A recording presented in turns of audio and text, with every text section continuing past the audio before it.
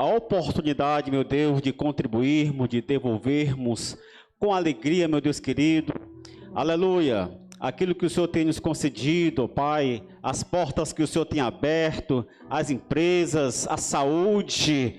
Ó, meu Deus da glória, e por isso, meu Deus querido, com um sorriso de orelha a orelha, meu Deus querido, nos sentimos privilegiados, meu Senhor Deus, em contribuir para a manutenção, meu Deus, da tua casa aqui na terra. Retribui ricamente, ó Deus, sem medida, a cada um dos teus servos, meu Deus, que vão contribuir, e aqueles que não podem, meu Deus, concede, meu Senhor, esta grande oportunidade, em nome do Senhor Jesus. Amém.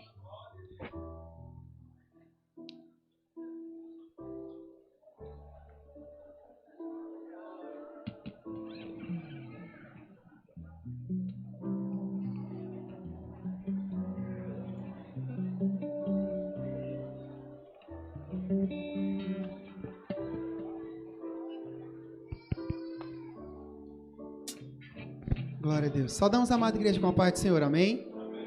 Amém, glória a Deus.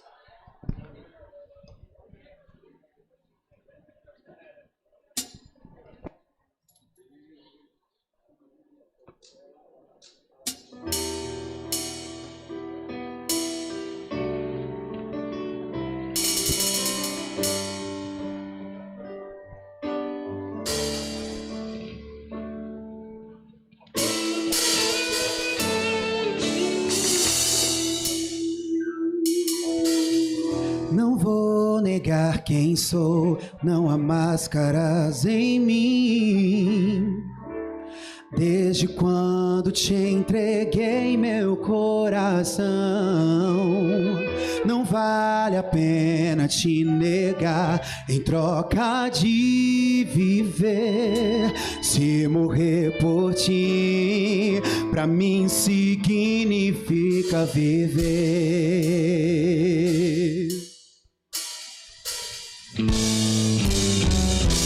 Nada vai interromper minha adoração.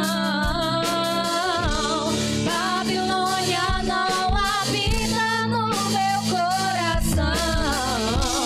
Nem o fogo vai fazer a aliança que eu tenho com o Senhor. Se romper minha identidade é servo do Senhor. Dentro da fornalha vou mostrar quem és, sendo quem eu sou, fiel adorador. Nem a morte vai nos separar, Senhor.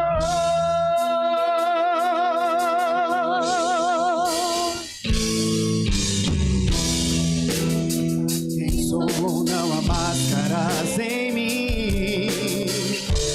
Desde quando te entreguei meu coração, não vale a pena te negar em troca de viver. Se eu morrer por ti, pra mim significa viver. Nada vai interromper minha adoração. Babilônia não habita no meu coração. Nem o fogo vai fazer a aliança que eu tenho com o Senhor. Se romper minha identidade é servo do Senhor. Dentro da fornalha vou mostrar quem és, sendo quem eu sou, fiel adorador. Nem a morte vai nos separar, Senhor.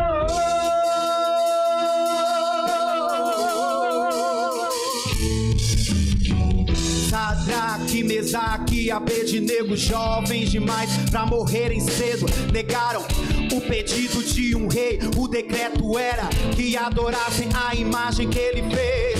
Quem não adorasse seria lançado dentro da fornalha ardente de fogo. E foi dessa dessa forma que aconteceu, mas a verdade é que o rei, pois haviam 4 homens e com eles passeavam no meio do fogo, mas o fogo não queimava. O rei reconheceu que não havia outro Deus que o adorar. Minha identidade é servo do Senhor. Dentro da fornalha vou mostrar quem é, sendo quem eu sou, fiel adorador. Nem a morte vai nos separar. Minha identidade é servo do Senhor. Dentro da fornalha vou mostrar quem é, sendo quem eu sou, fiel adorador. Nem a morte vai nos separar, Senhor.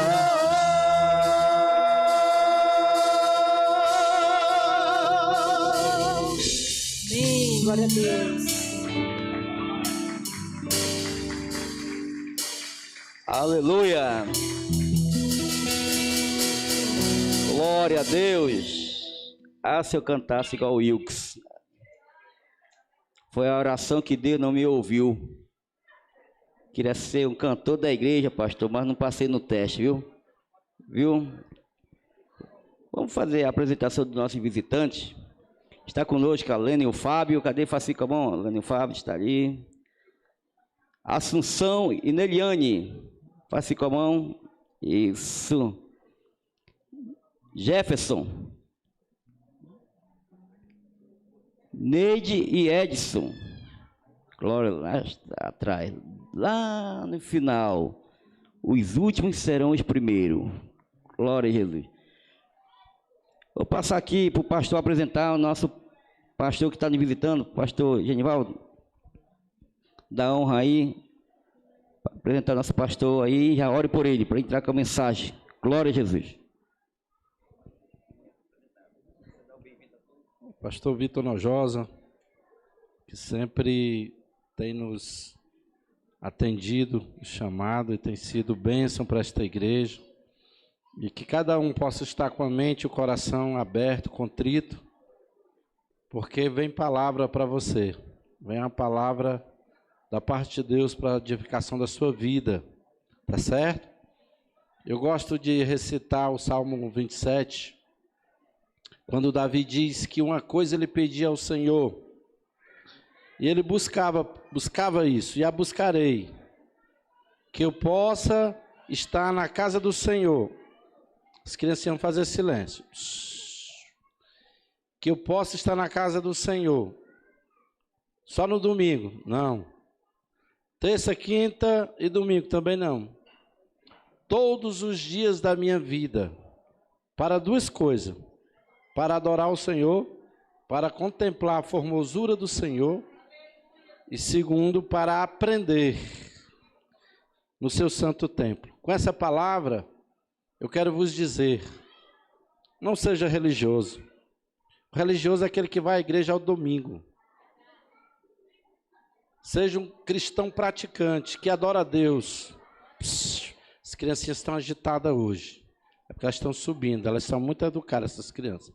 É porque elas estão subindo um pouquinho agitadas, viu? São as bênçãos, lindinhas. Então, queridos, coloque no seu coração, faça um propósito com Deus. Diga, Senhor, eu sei que minha força vem de Ti. Eu sei que o ar que eu respiro é o Senhor que me dá. Então não seja religioso, seja adoradora, seja adorador. Venha para a casa do Senhor sempre que você puder. Nós temos culto terça, quinta, domingo, temos orações. Sexta-feira à noite nós temos uma vigília de 10 à meia-noite.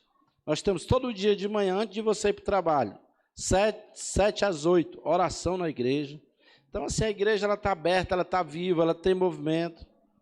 E se você quiser receber mais de Deus, busque a presença do Senhor. Nós viemos de Deus, nós precisamos de Deus. O Senhor Jesus disse, olha, sem mim, vocês não saem do canto. O homem é dependente de Deus. Deus nos criou assim, Deus nos fez assim. Quando você vive uma vida, digamos assim, secularizada, uma vida só voltada para as coisas da vida aqui, você vai viver em frustrações, em tristeza, em incertezas, em angústias. Mas quando você vive em Cristo, nós aprendemos hoje na escola dominical, você vai estar firmado como uma casa solidificada numa rocha.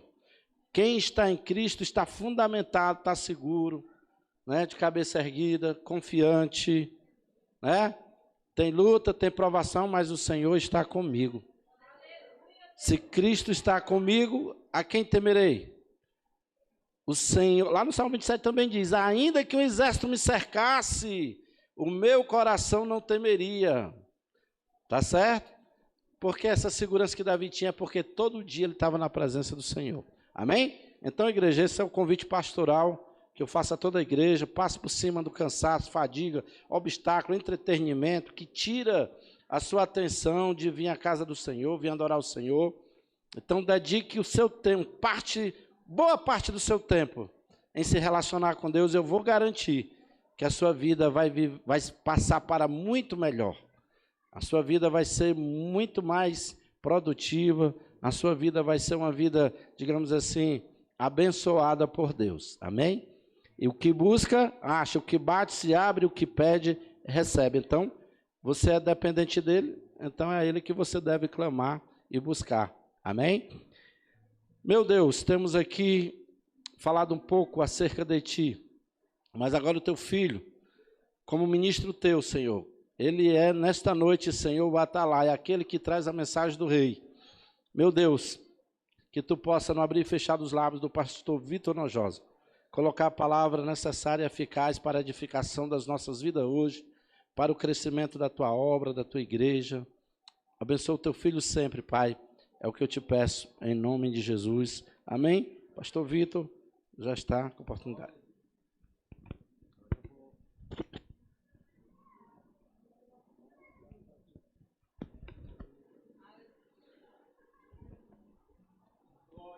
Meus queridos, quero saudar a todos com a paz do Senhor, amém?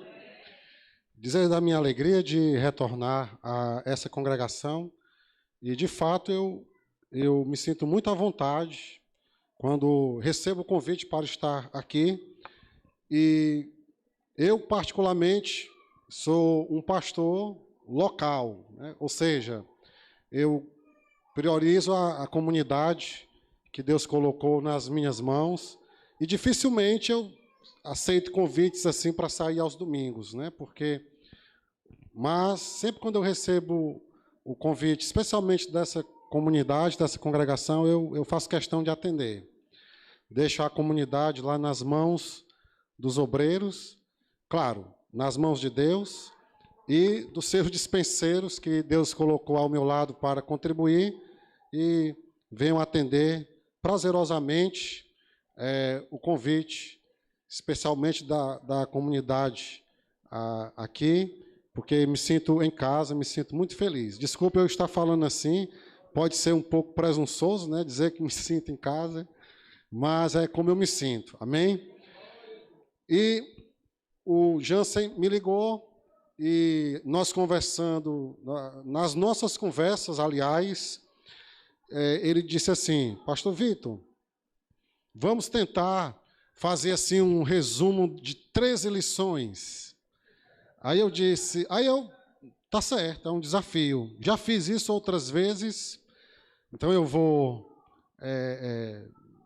buscar a Deus, ler, me preparar.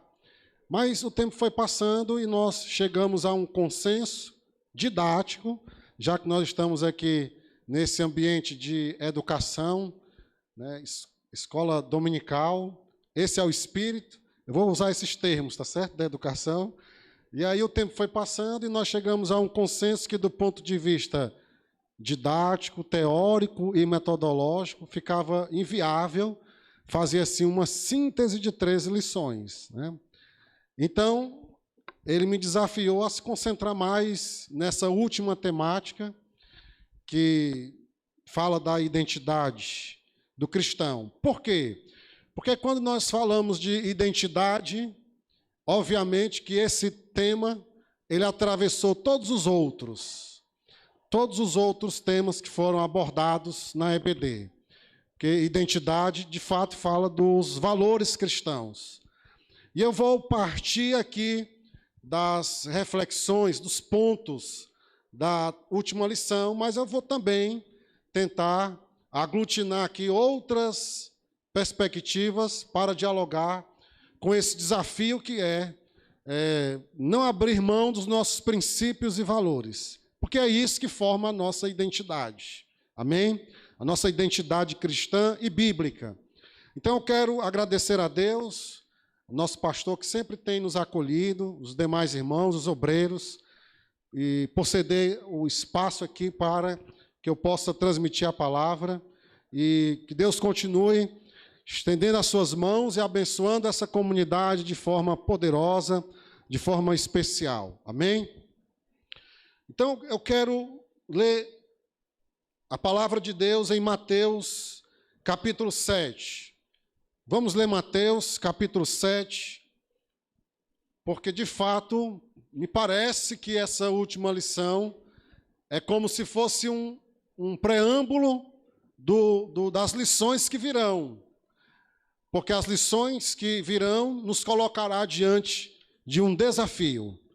Como manter os nossos valores, como não negociá-los diante de uma cultura que todos os dias se impõe e nos desafia para que a gente ceda, negocie, se harmonize, se adeque. Então esse é o desafio. Como ser cristão em uma sociedade que tem valores incompatíveis com a palavra de Deus. Como viver na sociedade sem abrir mão desses valores. Porque quando Paulo diz lá em Romanos, capítulo 12, versículo 2, não vos conformeis com este mundo, a palavra conformeis, no grego, significa forma. O que Paulo está dizendo é que os nossos valores, os nossos princípios, não podem ser modelados, harmonizados, configurados, delineados pelo esquema dessa época, pelo esquema deste século. Claro, ele estava se referindo ao dele, mas como a palavra tem valores universais, é totalmente aplicável ao nosso contexto. O que nós temos que levar em consideração é que existem traços da nossa cultura, esquemas desse tempo, princípios dessa época que são antagônicos aos princípios de Deus. E aí nós precisamos, com a ajuda da palavra, discernir o nosso tempo, sondar o espírito da nossa época, para que não caiamos na forma do mundo, para que não se harmonizemos com os valores da sociedade, que são incompatíveis com a palavra de Deus. E quando a gente fala de mundo, porque a Bíblia diz assim, olha, cuidado com o mundo, mas existem 6 palavras gregas para interpretar o significado de mundo. Por exemplo, Deus amou o mundo é um conceito. Deus criou o mundo é outro conceito. Enfim, o mundo jaz do maligno, é esse o conceito de mundo que precisamos ter cuidado. Nesse sentido, a palavra mundo tem a ver com um sistema de valores radicalmente oposto a Deus. E essa instância chamada de mundo é regida por Satanás. Então, no mundo, há um campo de batalha. Podemos perder ou ganhar, mas a igreja que tem como referencial a palavra de Deus, ela resistirá aos apelos do mundo. Porque Deus dará direção, Deus dará graça, Deus iluminará o coração de cada irmão para que eles possam, na vida, no embate da vida, discernir a palavra de Deus, a voz de Deus. Esse é o desafio. E eu quero trazer aqui algumas questões que nos ajudam a pensar esse conceito de valores, de identidade cristã, que está sendo tão atingida, atacada, solapada nesta época. Pela mídia, pela moda, pela cultura de forma geral. Vamos ler Mateus capítulo 7, versículo 21. Versículo 21 em diante. Diz assim a palavra. Todos encontraram? Nem todo o que me diz, Senhor, Senhor, entrará no reino dos céus, mas aquele que faz a vontade de meu Pai que está nos céus. Muitos me dirão naquele dia, Senhor, Senhor, não profetizamos nós em teu nome? E em teu nome não expulsamos demônios? E em teu nome não fizemos muitas maravilhas? E então lhes direi abertamente, nunca vos conheci, apartai-vos de mim, vós que praticais a iniquidade. Todo aquele, pois, que escuta estas minhas palavras e as pratica, assemelhá-lo-ei a um homem prudente, que edificou a sua casa sobre a rocha. E desceu a chuva, e correram os rios, e sopraram os ventos, e combateram contra aquela casa, e não caiu, porque estava edificada sobre a rocha. E aquele que ouve estas minhas palavras e as não cumpre, compará-lo-ei ao homem insensato, que edificou a sua casa sobre a areia. E desceu a chuva, e correram os rios, e sopraram ventos, e combateram contra aquela casa, e caiu, e foi grande a sua queda. E aconteceu que, concluindo Jesus este discurso, a multidão se admirou da sua doutrina, porquanto os ensinava com autoridade, e não como os escribas. Amém? Então nós vamos falar sobre os valores do reino de Deus, a relevância do Sermão do Monte para a Igreja de Cristo. E o tema específico que foi discutido amplamente pelos irmãos foi a verdadeira identidade do cristão. Mas antes eu gostaria de falar sobre o reino de Deus, como uma introduçãozinha básica, porque quando nós pensamos em reino de Deus, quando nós falamos de reino do Senhor, reino dos céus, nós precisamos pontuar o significado de reino de Deus. E é claro que eu não vou falar de reino de Deus, mas eu quero ser direto e dizer que quando nós falamos de reino de Deus, estamos se referindo a uma instância onde Deus controla, onde Deus domina, onde Deus tem o poder absoluto e majoritário. Reino de Deus é essa dimensão onde Deus mantém a tutela, Ele é soberano. Então ele controla, ele domina, porque ele é soberano. Então, reino de Deus diz respeito à relação que Deus tem com você. Na verdade, Deus quer ser seu Senhor. Ele quer controlar a sua vida, no sentido de dar as direções necessárias para que você desenvolva uma espiritualidade equilibrada, sadia e contagiante. Reino de Deus é a dimensão onde Deus controla, tutela, domina. Ele quer controlar a sua vida. Ele quer dominar o seu coração. Ele quer ser senhor da tua história. Deus não admite que você seja independente, que você queira cair na presunção de querer ser regente da sua própria vida, senhor da sua própria história. Não, ele quer ser o seu parâmetro. Ele quer ser o seu Senhor. Ele quer dar a direção para a tua vida. Isso é reino de Deus. Você está sob o controle e o domínio de Deus. Você se permite na vida ser levado por Ele. Porque a vida é desafiadora. A vida não é simples. Ela é difícil, ela é complexa. Mas se Deus estiver no controle da sua vida, Ele vai te direcionar.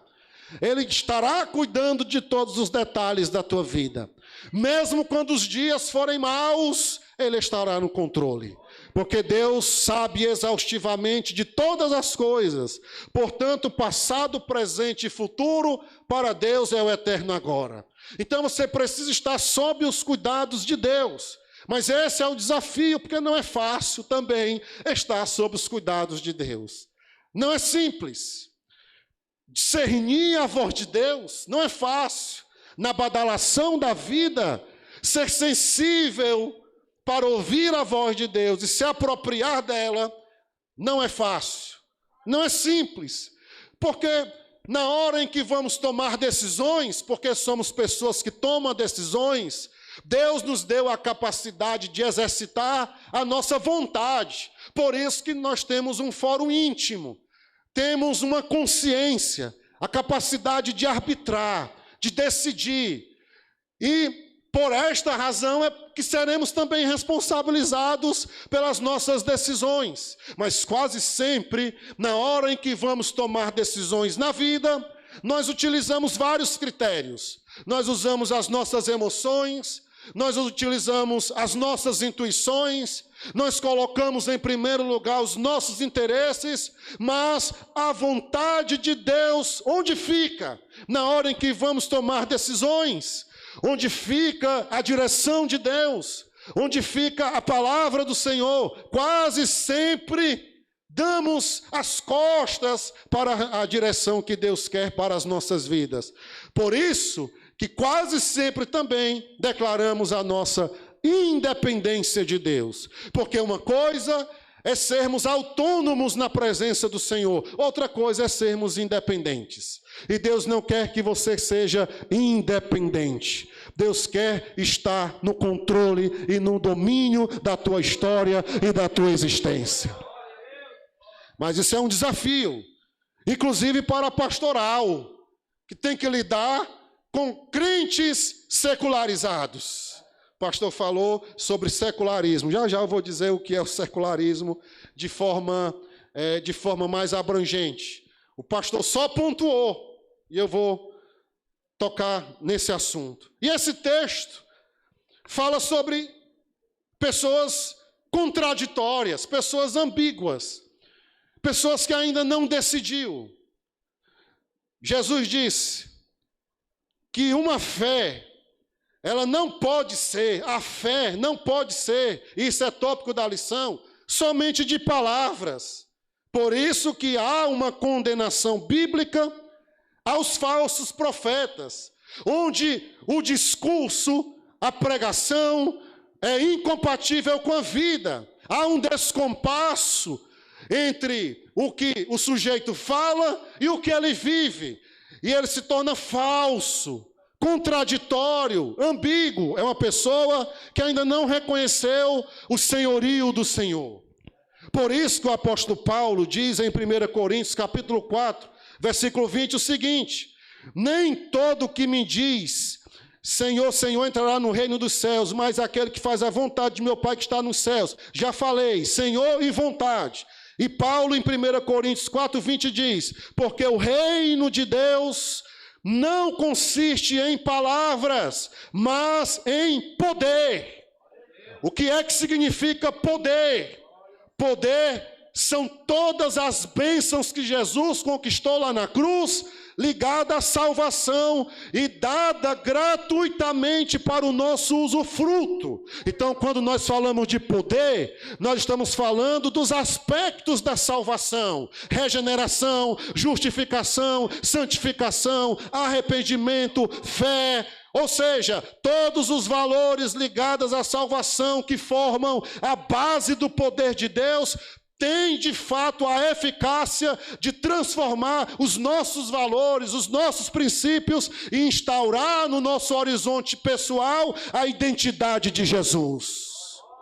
Então, quando Paulo diz que isso não é só palavras, que isso não tem só a ver com retórica, com discurso bonito e falacioso, ele está certo. Tem a ver com revolução nos nossos valores, tem a ver com revolução nos nossos estilos de vida, tem a ver com Cristo passando a ser de fato o nosso referencial, o nosso parâmetro pelo qual passamos também a viver a vida, a decidir, a arbitrar sobre a vida. Então, não adianta dizer Senhor, Senhor, se o sujeito não está disposto de fato, a interiorizar os princípios e os valores de Deus. Não adianta, é uma mera performance religiosa, que se preocupa com o lado externo da religião, com o lado formal da religião. Há pessoas, como o pastor disse, que são religiosas, mas na vida espiritual andam se arrastando na presença de Deus. Então Deus não quer isso para você. Nem todo que me diz Senhor, Senhor, entrará no reino de Deus. Aqui em 1 João capítulo 3, versículo 18 diz: filhinhos, não amemos de palavra, nem de língua, mas de fato e de verdade. Precisamos saltar do discurso para a prática. Precisamos mais de ortopraxia do que de ortodoxia. Eu tenho estudado muito a ortodoxia, mas às vezes eu quero prática, quero viver. Porque as legítimas manifestações do reino se dão na vida prática, na vida cotidiana. Sabe por quê? Porque Deus deseja interferir na nossa história. Ele é soberano e se intromete nos negócios humanos. Então Deus não desistiu da humanidade e da história, e Ele se faz sentir na história, na vida prática. Gálatas capítulo 5, versículo 6 diz: porque em Cristo Jesus não há circuncisão e nem incircuncisão. Nada disso tem valor algum. Mas o que é que tem valor? Segundo o apóstolo Paulo, a fé que atua pelo amor. A fé que atua pelo amor. Então, uma vez que temos fé em Deus, precisamos reproduzir isso em gestos concretos, para não cairmos no descompasso da contradição e enveredar pelo caminho do moralismo, do autoritarismo e da arrogância, típica dos hipócritas, que muito falam, mas não têm vida, não têm beleza, são áridos e vazios e medíocres. Embora do lado de fora sejam aparentemente religiosos. Não dá, meu irmão. Jesus não quer que vivamos uma espiritualidade de máscaras. Ele te conhece por dentro. Não adianta alimentar a dimensão das impressões. Não adianta você se preocupar com o carisma, porque Deus olha o caráter. Ele lhe conhece por dentro. Então não adianta dizer Senhor, Senhor, se não andar à luz do reino de Deus. Sabe qual é um dos maiores desafios que precisamos superar para que de fato Jesus seja Senhor e não vivamos somente de falácias, de aparências, de retóricas, de performances? Sabe o que é que precisamos? Precisamos superar a omissão. Porque, meus queridos, Deus nos chamou não para sermos omissos. Inclusive, deixa eu dizer uma coisa para você. A história, o nosso cotidiano, ele só pode ser mudado se formos ativos na história. O Martin Luther King Jr., quando olhou para o seu contexto, pastor batista nos Estados Unidos, de segregação racial, ele disse o seguinte: a história, ela é um movimento de forças ativas. E o crente, ele pode olhar para a história e ver o movimento passar diante dos seus olhos. Ele tem duas alternativas: ou ele se envolve no curso da história, no movimento da história, ativamente para transformá-la, ou ele fica de braços cruzados, passivos, e se ele fizer isso, certamente o curso da história não será alterado. O que foi que o pastor Martin Luther King Jr. disse? Eu não vou ficar de braços cruzados olhando a história. Eu vou me envolver, eu vou ser prático, eu vou para as ruas, eu vou pregar, eu vou protestar contra a segregação racial. E hoje, na contemporaneidade, tivemos o primeiro presidente negro nos Estados Unidos, Barack Obama. Mas quem é o Barack Obama? É fruto de forças históricas, de homens que decidiram decidiram ser ativos. E lá atrás eles se envolveram na trama cotidiana, saíram das falácias, desenvolveram espiritualidade mais prática. E aí eles encontraram uma série de contradições e enfrentaram com a força de Deus e determinaram um novo curso para a história. E a história foi ressignificada, a história foi modificada, louvado seja Deus. Então, se você ficar de braços cruzados, jamais essa comunidade será impactada. Por isso que não basta reduzirmos o exercício da nossa espiritualidade à mera retórica, a teologia pronta, de frases feitas. Não, é preciso romper com a omissão. Por isso que o Martin Luther King Jr. também disse, abre aspas, o que me preocupa não é o grito dos maus.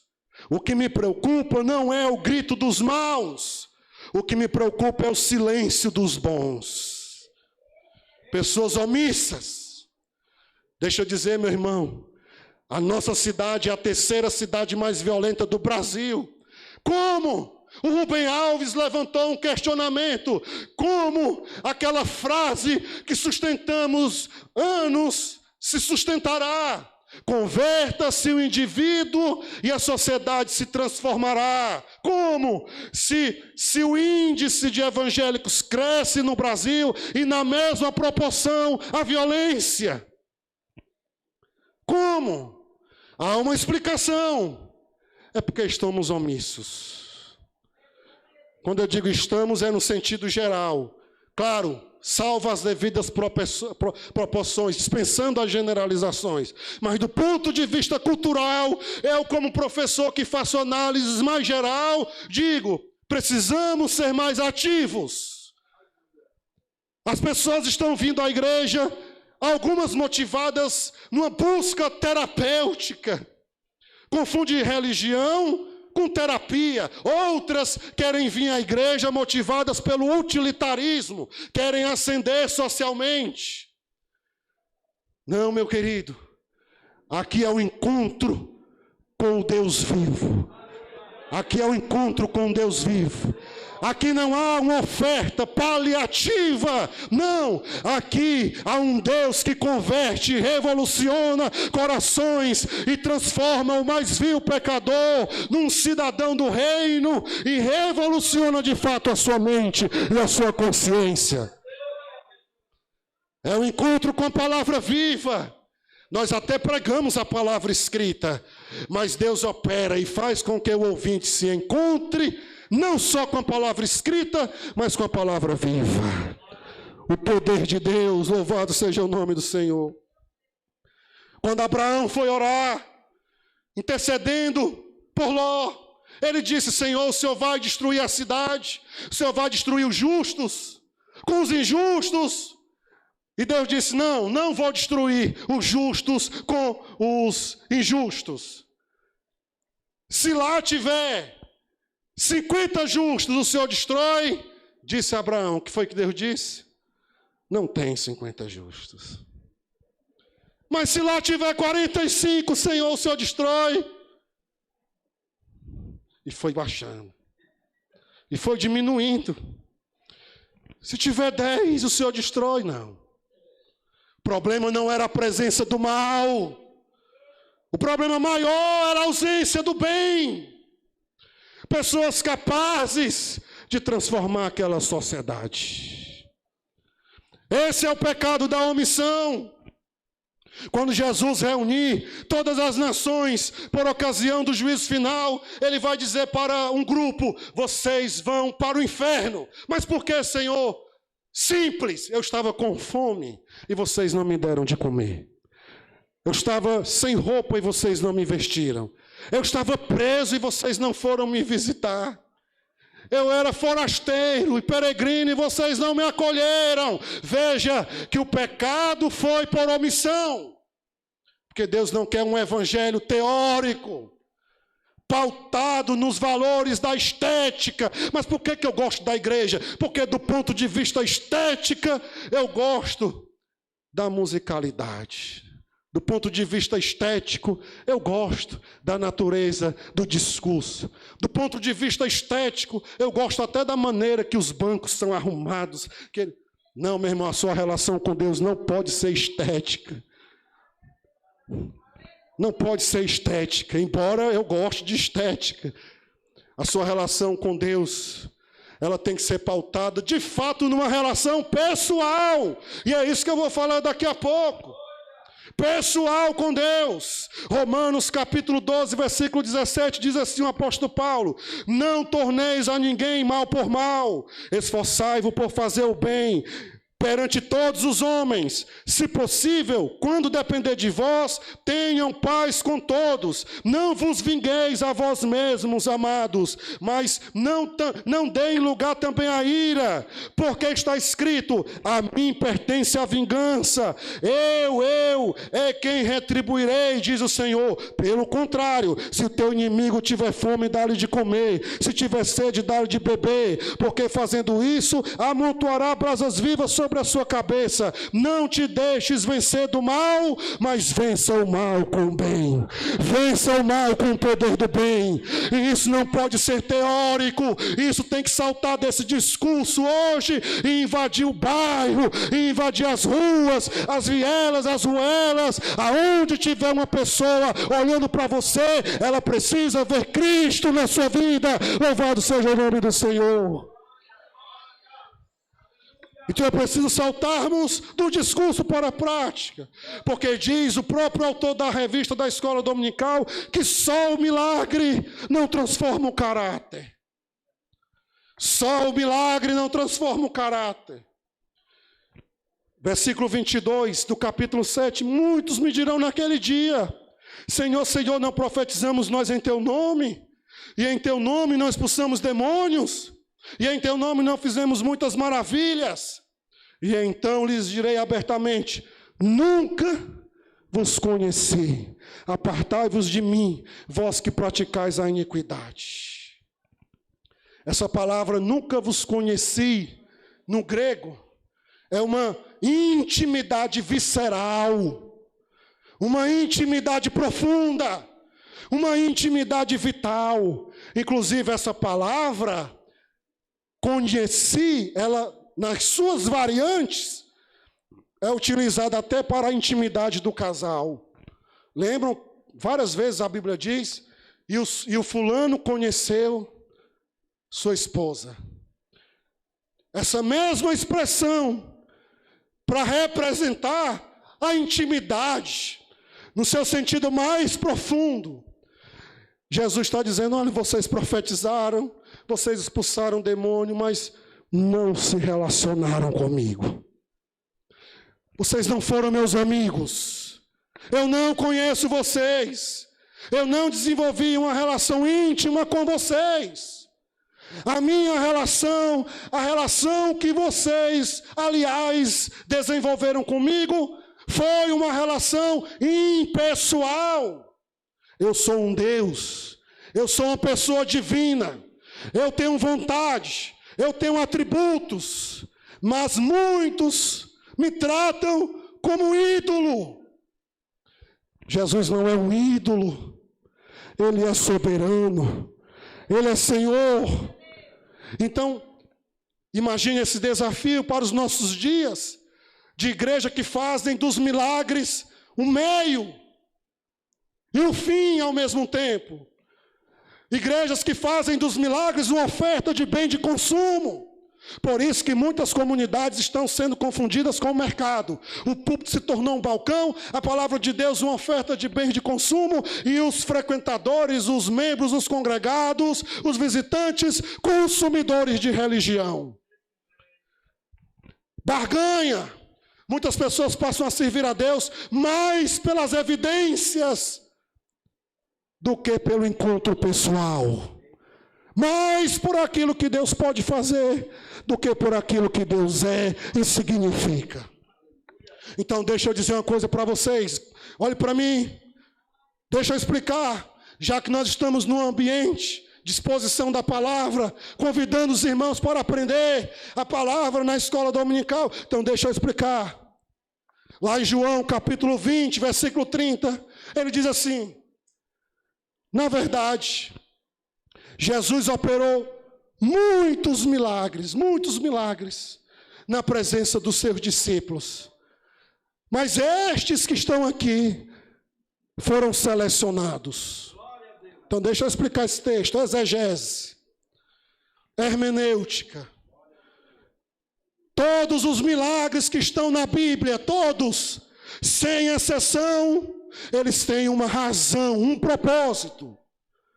Não é para que a gente leia e saia oferecendo milagres como oferta de bem de consumo. Venha, porque aqui tem milagres. É claro que Deus é o Deus de milagres. É claro que Ele faz milagres, amém? Se Ele quiser operar milagres aqui essa noite, Ele opera.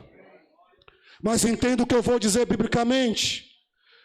Jesus fez muitos milagres, mas quando os evangelistas foram selecionar os textos sagrados e inspirados, eles fizeram uma seleção dos milagres. Não entrou todos os milagres. Certamente, Jesus fez milagres muito mais extraordinários que nós não chegamos a conhecer. Mas quando os evangelistas selecionaram os milagres, eles não levaram em consideração a operosidade em si, para chamar a atenção.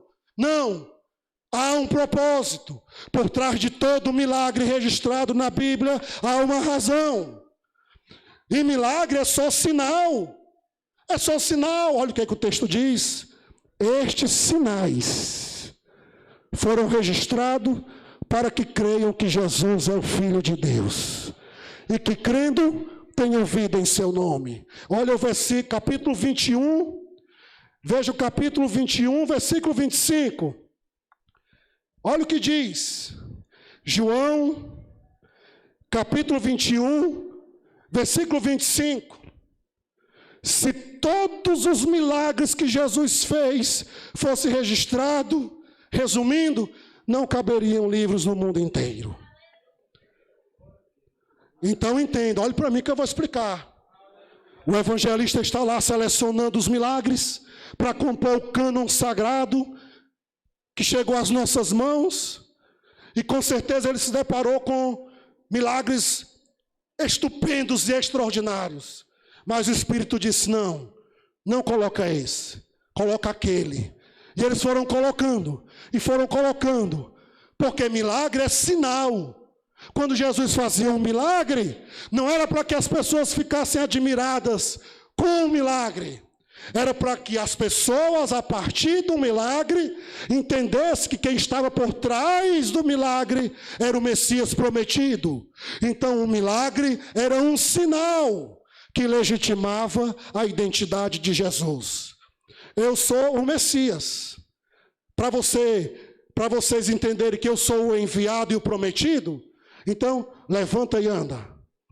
Não era para que as pessoas desenvolvessem uma relação de barganha. Era para que as pessoas compreendessem que o milagre só anunciava o prometido. Só anunciava que ele era o meigo nazareno. Então todo milagre tem uma razão. Deixa eu só explicar um milagre. Aquela mulher do fluxo de sangue. Quem conhece essa história? Aquela mulher estava com 12 anos, enferma. E a religião da época interpretava a sua enfermidade pelo âmbito patológico, imoral. Só que o tempo foi passando e a tradição foi ficando rígida e passaram a interpretar todas as enfermidades ligadas ao fluxo de sangue, bem como a lepra, como doenças de cunho moral. Ou seja, por que essa mulher está enferma? Porque ela é pecadora e está agora experimentando uma maldição. Vinham as regras, não pode conviver em sociedade, tem que viver isolada. Se alguém tocasse numa mulher com um fluxo de sangue, ficava também impuro e tinha que passar por um processo, por um ritual de despurificação. Sem falar que os grupos mais radicais, se visse um leproso ou uma mulher com fluxo de sangue no meio das pessoas, eles tentavam matar, tirar a própria vida daquelas pessoas. Então aquela mulher, ela travou um dilema. Será que eu vou até a presença de Jesus? Disse a mulher consigo mesma, porque ela sabia que se ela fosse até a presença de Jesus, ela correria risco de vida. O que é que a soberania de Deus faz? Toca no coração daquela mulher e ela vai. E quando ela vai, ela encontra Jesus indo para onde? Jesus estava indo para onde? Para a casa de Jairo. Quem é o Jairo? Chefe da sinagoga. Quem é o Jairo? O representante da opressão. Quem é o Jairo? Aquele que jamais ia acolher afetivamente uma mulher com fluxo de sangue. Quem é o Jairo? Aquele que representava todos os símbolos de exclusão e de autoridade e de moralismo do seu tempo. Um chefe da sinagoga, o que ficava controlando e fiscalizando. Olha o que a soberania de Deus faz. Ela reúne no mesmo cenário opressor e oprimida. Opressor e oprimida. E diz a Bíblia que aquela mulher foi, e ela tocou na orla das vestes de Jesus. O que é orla? O que é orla? É o abanhado do vestido de Jesus, o abanhado. Flávio Joséfo diz que aquela mulher, quando se aproximou da multidão, a multidão começou a rejeitá-la, empurraram para um lado, para o outro, sacudiram aquela mulher, e ela caiu no chão, e mesmo rolando, ela conseguiu esticar a mão, e com as pontas dos dedos, tocou no abanhado das vestes de Jesus, e de Jesus saiu o poder, e ela foi curada. Louvado seja o nome do Senhor. Aí eu pergunto a você, Jesus sabia ou não quem tinha tocado nele? E por que ele perguntou? Quem me tocou? Se levantou aquela mulher toda trêmula e disse, foi eu. Quando aquela mulher se levanta e fala, uma série de barreiras culturais, religiosas, moralismos, autoritarismos caem por terra. É Jesus dando voz e vez à oprimida, na presença do chefe da sinagoga e na presença de toda a multidão. É isso que o milagre faz. Nós não devemos ficar felizes em saber somente que Jesus cura da hemorragia. Nós devemos entender mais além de que Jesus é aquele que restaura a dignidade das pessoas. Jesus é aquele que acolhe as pessoas. Jesus é aquele que quebra as barreiras da opressão e liberta, quebra cadeados culturais e estabelece o seu reino, o seu domínio e o seu governo para todo sempre. Mas se você não entender, você vai fazer dos milagres um fim. E não vai entender o propósito que está por trás dos milagres. Lembro da multidão, anoitecendo. Jesus, tem crianças, tem idosos, tem crianças, tem mulheres. Vamos alimentar essa multidão como? Jesus multiplicou pães e peixes. Que coisa extraordinária. No outro dia, João capítulo 6, a multidão foi ao encontro de Jesus. E Jesus olhou para a multidão e disse, olha, eu sei porque que vocês estão aqui. Vocês não estão aqui porque entenderam o sinal. A multiplicação dos pães e dos peixes foi só um sinal. Vocês não estão aqui porque compreenderam o sinal. Vocês estão aqui por conta do pão e do peixe. E só porque a motivação de vocês é essa, eu não vou multiplicar mais. Mas, Senhor, a multidão está aqui, eu não vou multiplicar. Quem não comer da minha carne e não beber do meu sangue, não terá vida em si mesmo. Mas, Senhor, tem uma multidão aqui, quem não se relacionar comigo sem barganhas, eu não vou multiplicar mais. Mas, Senhor, tem crianças, eu sou o pão que desceu do céu. E Jesus pregou um sermão duro, E Pedro chegou e disse: Senhor, toma cuidado aí, porque os adeptos estão batendo em retirada.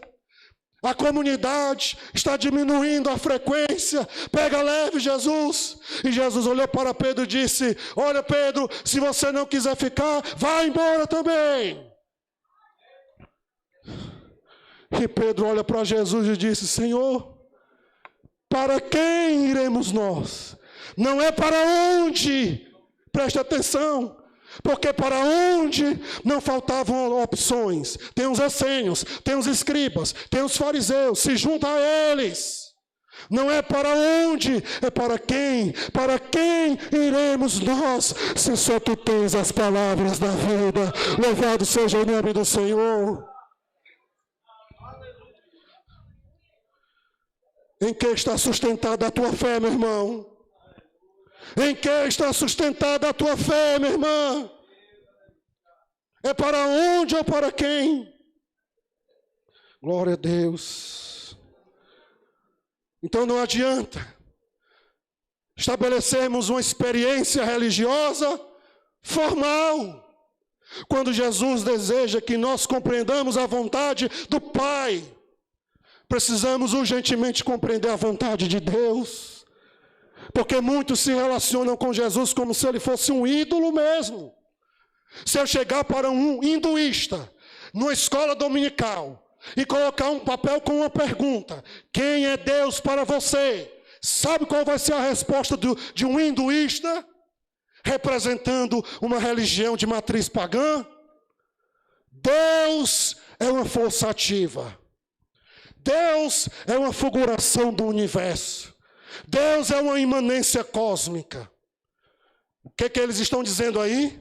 Que Deus é impessoal. Por que o Espírito Santo não pode ser uma força ativa? Porque se eu disser que o Espírito Santo é uma força ativa, eu vou estar esvaziando ele dos seus atributos. E ele não é uma energia, uma força. Ele é uma pessoa divina. Ele tem vontade. Ele fala. Deus tem vontade e Ele deseja compartilhar com cada um de nós a sua vontade. Mas tem muitas pessoas que, mesmo sabendo que Deus é uma pessoa, vive como se Ele fosse uma energia.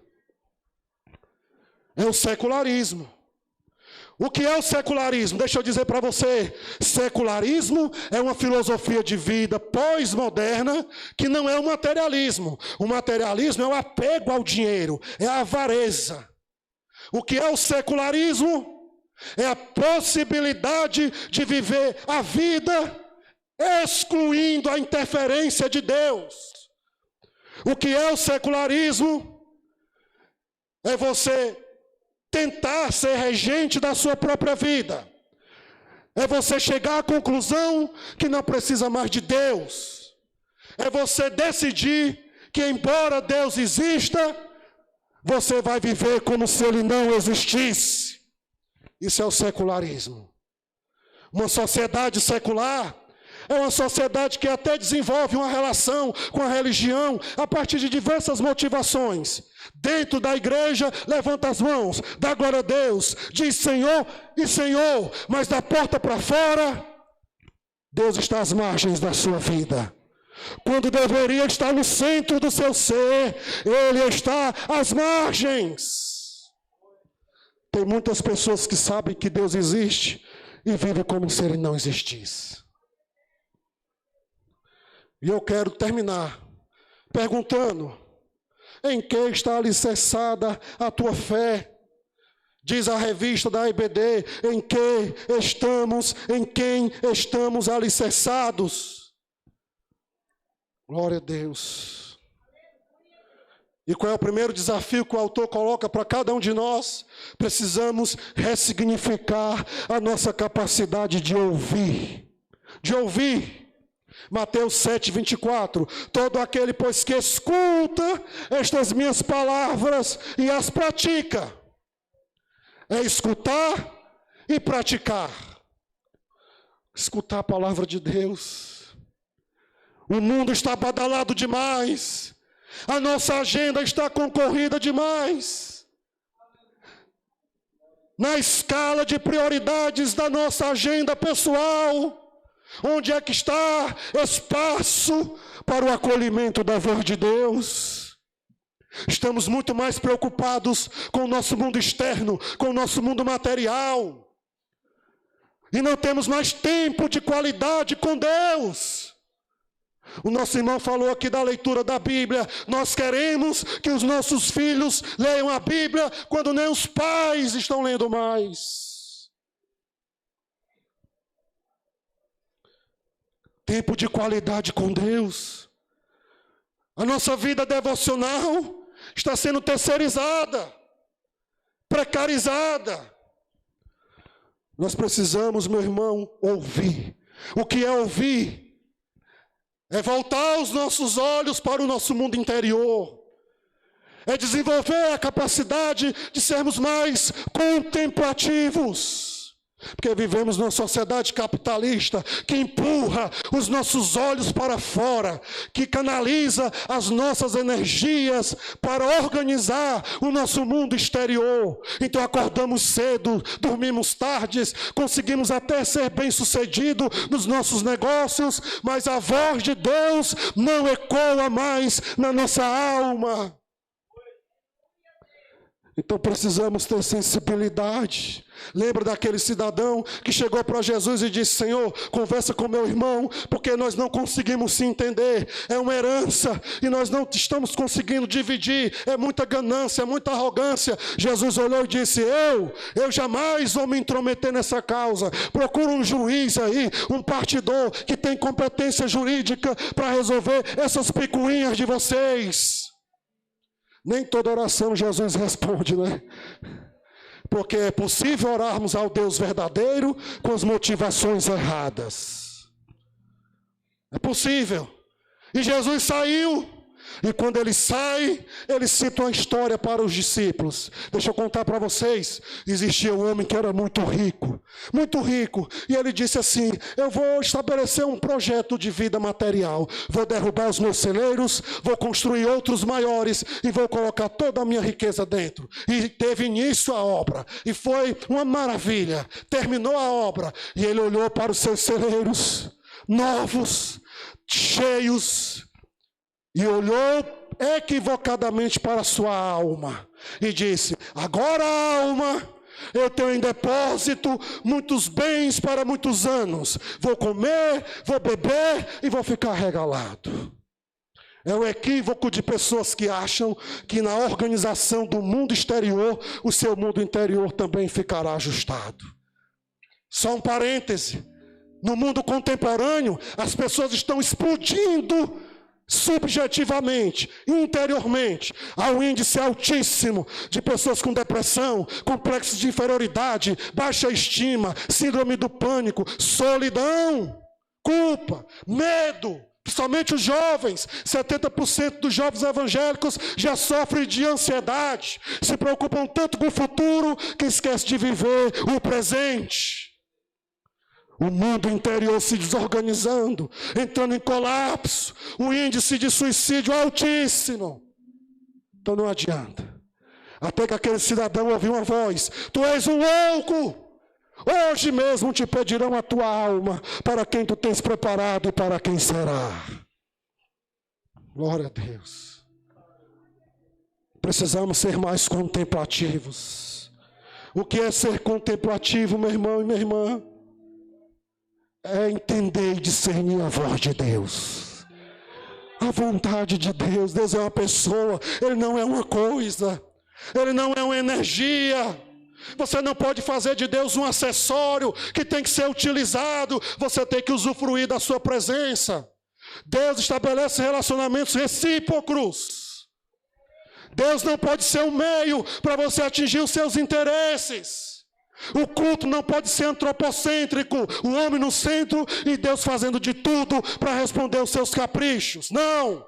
Deus reafirma o seu direito de governar sobre a criatura e a criação, porque Ele é Senhor. Aleluia, glória a Deus.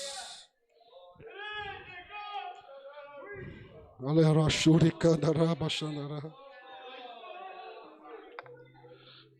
Se nós olharmos para a história da igreja, movimentos que foram palcos de grandes avivamentos, hoje são danceterias na Europa, boates.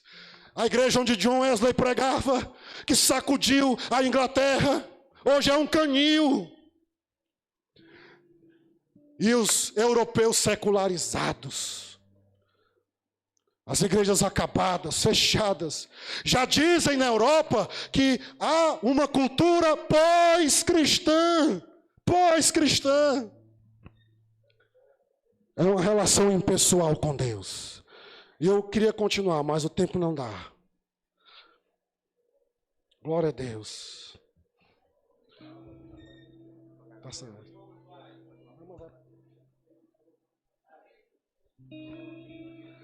Glória a Deus. Eu já estava rouco mesmo, viu, irmãos? Glória a Deus. Então deixa eu dizer uma coisa para você. Deus te ama. E Ele quer ser teu amigo.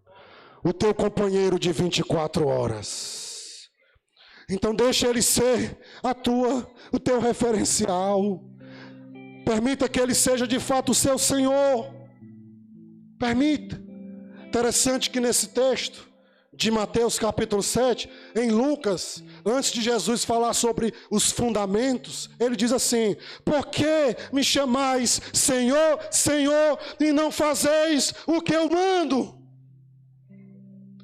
Você me chama de Senhor, e não leva em consideração a minha vontade. É incompatível.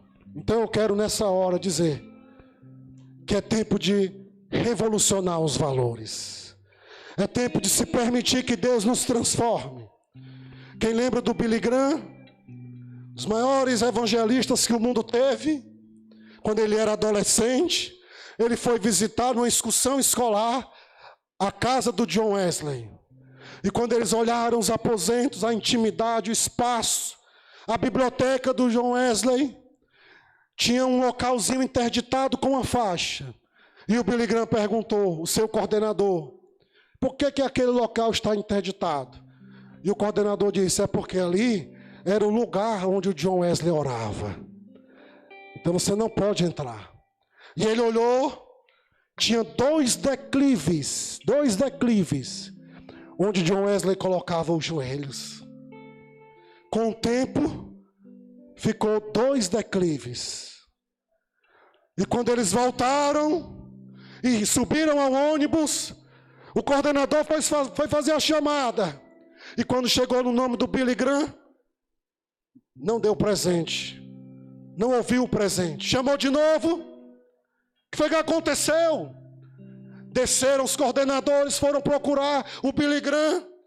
E quando um dos coordenadores passou ao lado da sala de oração, ele ouviu uma voz dizendo, Jesus, faz de novo. Faz de novo, Jesus. Faz de novo. Faz de novo, Jesus. Era o Billy Graham adolescente, ultrapassou a barreira proibida e encaixou os 2 joelhos onde o John Wesley orava nos declives. E pediu para que Deus fizesse de novo. Agora o triste é ver, sabe o que, meus irmãos? Jesus dizendo para os judeus assim, eu vou tomar o reino de vocês. Jesus disse isso para os judeus. Leia Mateus capítulo 20, 21, 22. Eu vou tomar o reino de vocês. Olha o povo que recebeu as revelações, os judeus. E Jesus disse, eu vou tomar o reino de vocês. Mas eu vou dar para um povo que vai dar os seus frutos. Quando Jesus disse, eu vou tomar o reino de vocês, mas eu vou dar para um povo que vai dar os seus frutos, ele estava pensando em mim e eu estava pensando em você. Se Jesus fosse dizer hoje para você alguma coisa em relação ao reino, o que é que ele diria? Será que ele ia rever? Será que ele ia pontuar alguma coisa? Ele estava pensando em você. Eu vou dar um reino para o João, lá do Serviluz. Sabe por quê? Porque ele vai dar fruto. ele não vai ser como os judeus, ele vai dar fruto. Aleluia.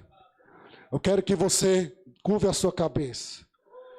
E eu quero orar por você. Para que Deus revolucione o teu mundo interior. Deus quer revolucionar o seu mundo interior. A palavra arrependimento, metanoia, conversão, metanoia, significa mudança de mente. Transformação nos valores. Senhor, nos ajuda. Nos dá vitória. Olha para os nossos corações.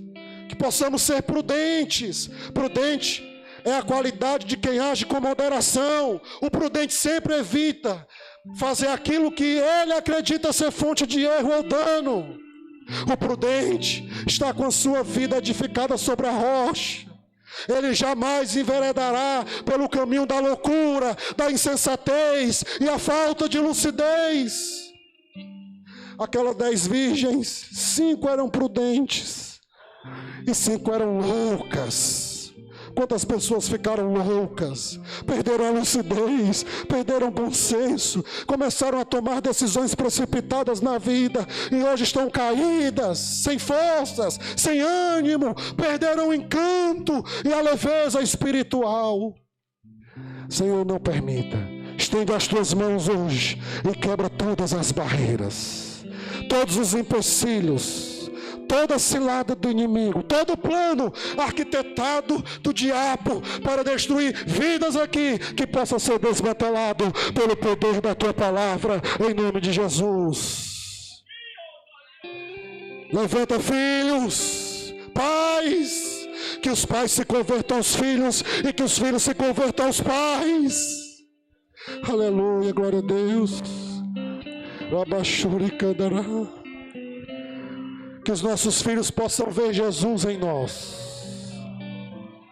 Aleluia, glória a Deus, em nome de Jesus, ó Pai. Olhe para mim, eu quero encerrar, fazer o apelo e dizer essa noite que o meu desejo é que você tenha autoridade. Autoridade. Jesus encerrou o Sermão do Monte, teve milagres físicos? Não. Algum cego enxergou? Não. Algum paralítico andou? Também não. Mas quando ele terminou o sermão, a multidão estava impactada. Aí uns disseram assim: esse homem é diferente dos escribas e dos fariseus. Que discurso é esse? Outro disse: ele tem autoridade. Veja que a multidão percebeu que Jesus tinha autoridade, mesmo quando não houve milagres. Sabe por quê? Porque ele pregava e vivia e pregava. A vida dele era coesa, era coerente. Aqueles 2 guardas foram enviados para prender Jesus. Quando chegou lá, Jesus estava só falando, mas o que saía da boca de Jesus tinha tanta correspondência com a vida, que o plano dos guardas foi desmantelado. Quando Jesus terminou o sermão, todos foram para casa, inclusive os guardas. Mas eles precisavam prestar contas. E os seus superiores perguntaram: cadê o homem que mandamos prender? E um guarda olhou para o outro e disse: como é que nós vamos prender o homem que fala como aquele? Glória a Deus. O homem daquele tem muita autoridade. Que o serviluz olhe para você e diga: o André tem muita autoridade. Quando você abrir a boca para pregar, ele já vai estar rendido pela sua vida prática, porque as suas virtudes pregaram. Dizia um certo pensador: pregue muito, se possível com palavras, porque a maior pregação é o exemplo das virtudes de Jesus, é a reprodução das virtudes de Jesus. Que Deus abençoe a sua vida, que você possa reencontrar a palavra de Deus, em nome do Senhor.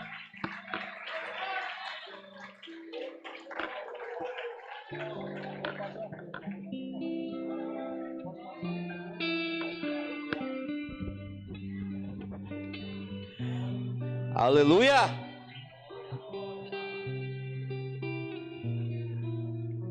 Oh, glória a Jesus.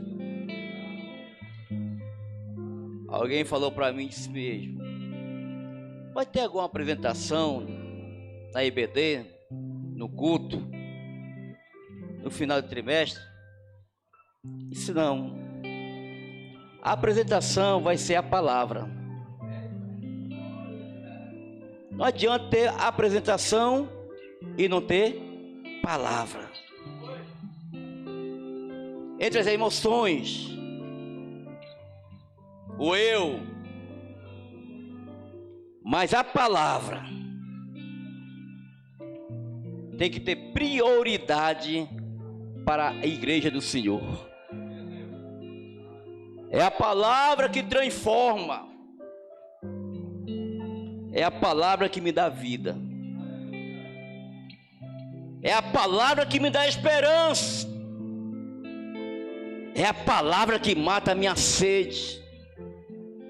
A palavra é pão. Eu convido a igreja a ficar de pé nesse momento.